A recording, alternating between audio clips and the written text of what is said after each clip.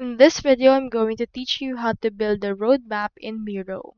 So in order to do that, you first need to head over to miro.com right here. And once you have done that, just input right here your work email and click on this sign up free in order to sign up. Or if you already have an account, just proceed to click on this login. So Miro is actually an AI powered whiteboard tool that you can collaborate with your team. So let me head over and log into mine. Here is my dashboard.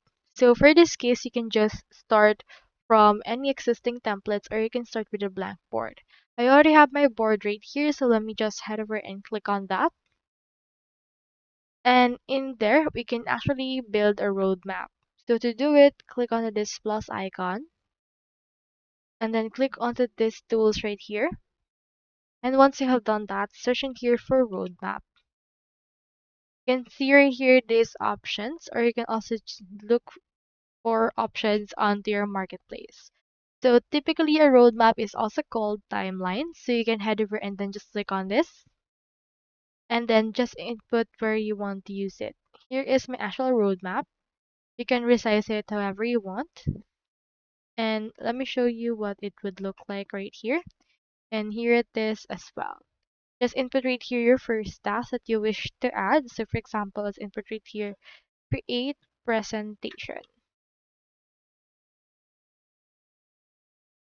And then input right here your second task and you can adjust the actual timeline for this. You can strengthen it or make it longer or make it smaller or cut its duration right there.